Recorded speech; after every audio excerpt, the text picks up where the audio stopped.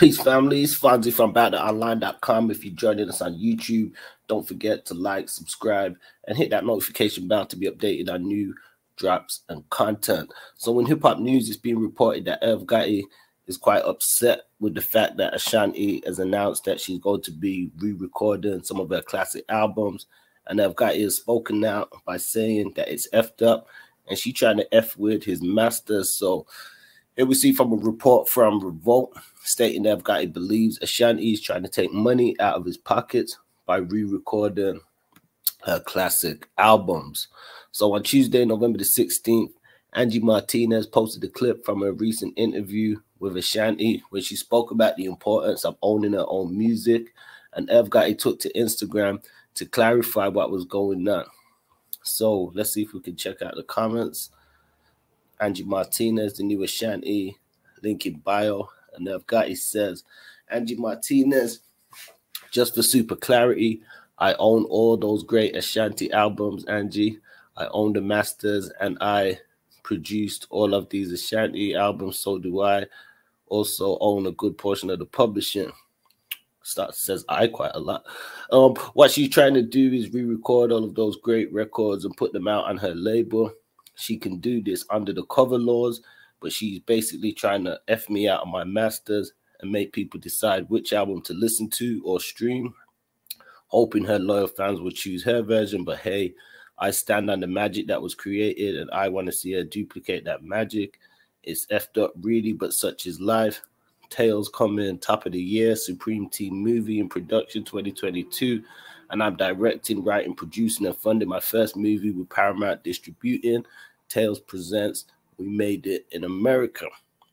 So we see quite an extensive message from Irv Gotti, clearly feeling some type of way, feels that he's done so much work as a producer, or maybe just feels he has the right to the ownership of the music and stuff.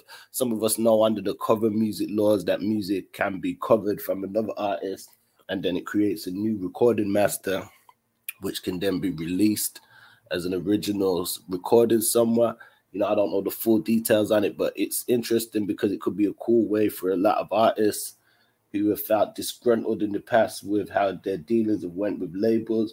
Could we see more artists taking up this sort of mentality, re-recording their own projects and stuff and re-releasing them?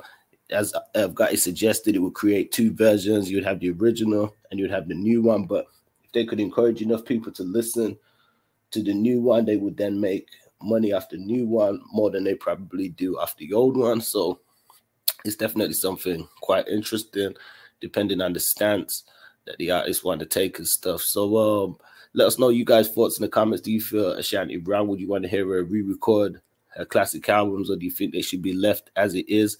Do you think the music business is in need of a reshuffle and that sort of thing? So, you know, Ashanti re-recording the album said it's going to be humbling and it's such a blessing. She said there's a higher power, and I think that just being a person and praying and putting your heart into things, you get that energy back, and I think that's important. So I'm just really, really, really happy, she said. So Ashanti originally released her album in 2002, debuted at #1 on the Billboard 200 and spent a total of 55 weeks on the chart, and it included several hit singles, including Happy, Baby, and the #1 track Foolish that came out the same year.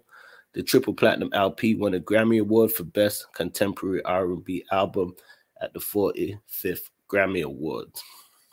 So we see a bit more commentary in the comments from Gotti saying Sweet Babies on Chapter 2 album. I'm sure she'll be making that classic album over as well. Lol. Me and Seven produced the album. Hope the new one sounds as good as the original. Lol. And we see, you know, some more comments from Irv Gotti saying me, Chink, Santana, and Seven did our thing with her albums. I want to see what her version sounds like. If it matches the magic we made, will be interesting. So definitely an interesting one. You know, Irv Gotti clearly feeling some type of way. Recently, we've seen Ja Rule versus Fat Joe with Ashanti, and, you know, others from the Murder Inc. family making cameo appearances.